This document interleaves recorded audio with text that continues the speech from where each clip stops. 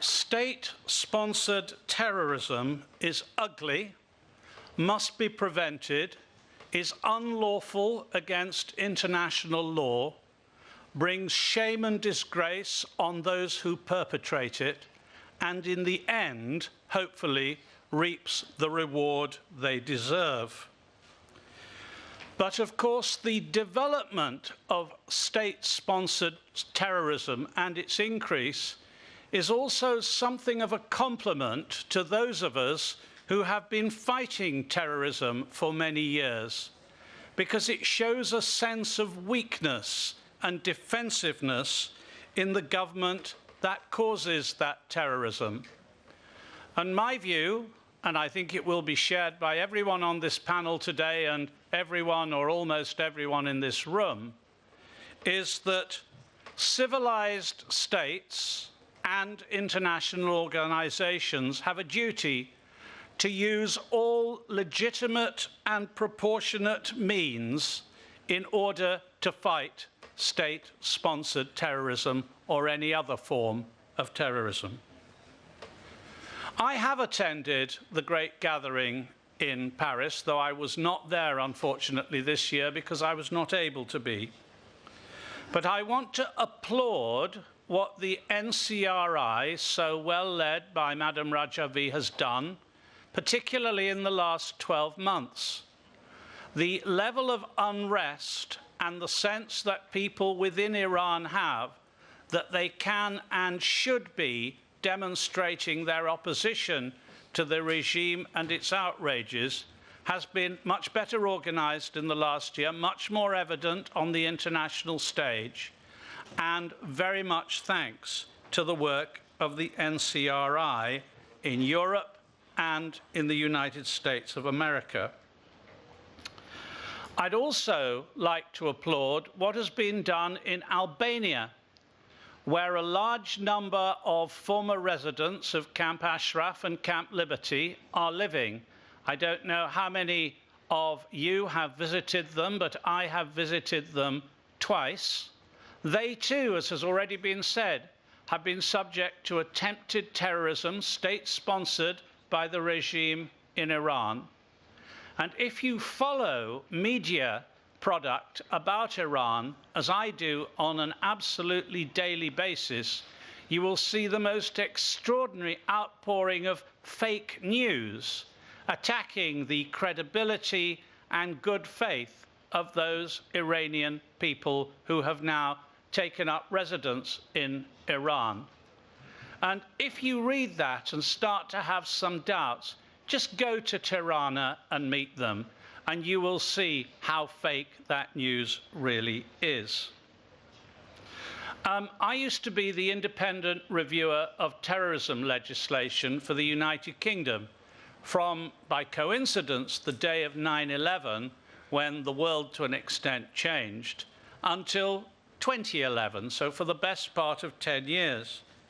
And I have continued to scrutinize terrorism issues around the world ever since then and provide consultancy services on that subject in the private sector. And my great interest in the future of Iran has helped me to see how the Iranian government is using everything it possibly can to attack the cause of good government and democracy in the future in Iran. Amongst other things, seeking on a daily 24/7 basis to undermine Mrs. Rajavi and the NCRI PMOI.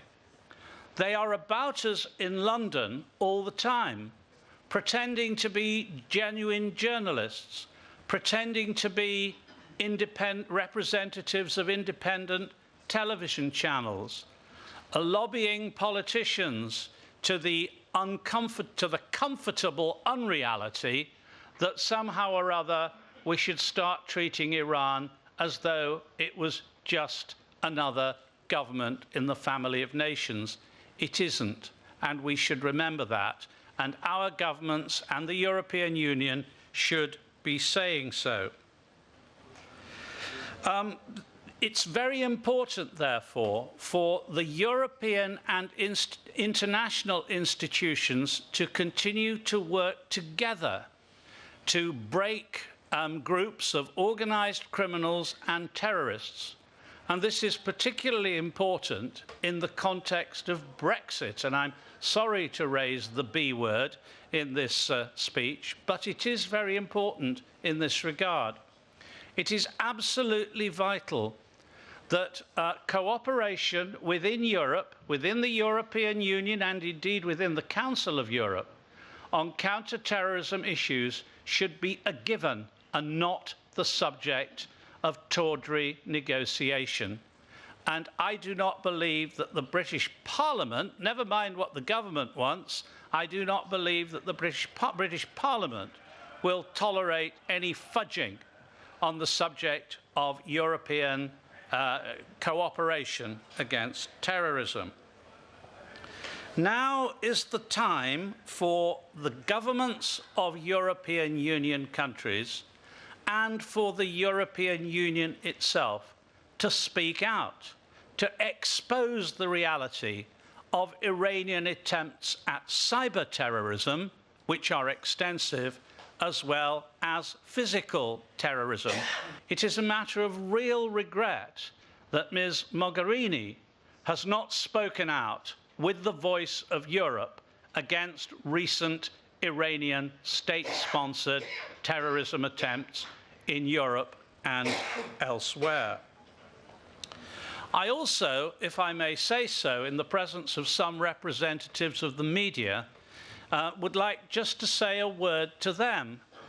I've been knocking around British politics for 30-something years, and on the whole, journalists, they're busy people. They like to write the easy stories. They like to pick the low-hanging fruit off the trees. This is a complicated story, the story of what Iran is doing in cyberspace and in relation to terrorism. But good investigative journalists, and there are a few around, have a duty to expose that to the public at large.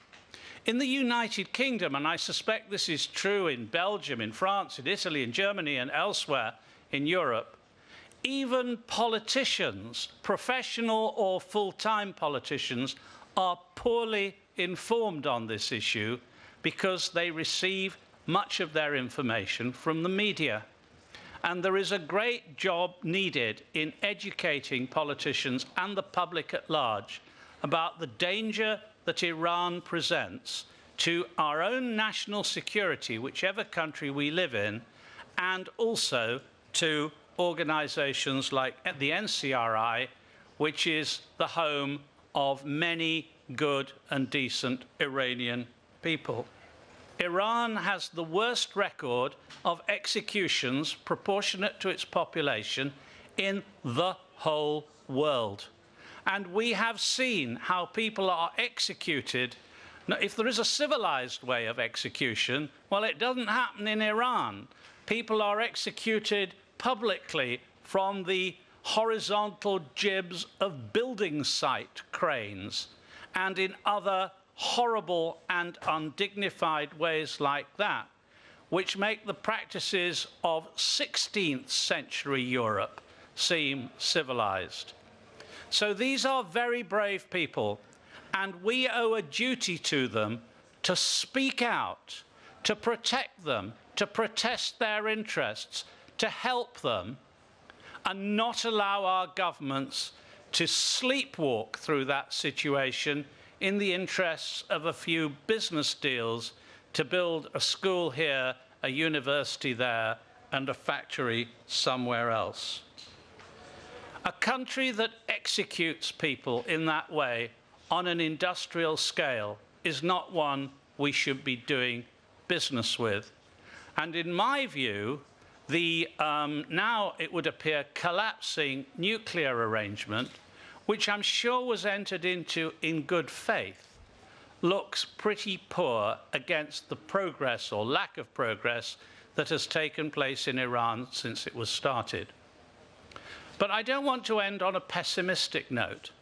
I believe that if we can work together to deal with Iranian-sponsored state terrorism, if we can take constructive moves to show that there can be a better government in Iran, and incidentally, the NCRI at the moment is the only organization on the bloc that has formulated a program of clear policies for the alternative government of Iran. If we can do those things in a positive frame of mind, then one day we will be talking about these issues not in a beautiful hall in the center of Brussels, but as history in a beautiful hall in Tehran.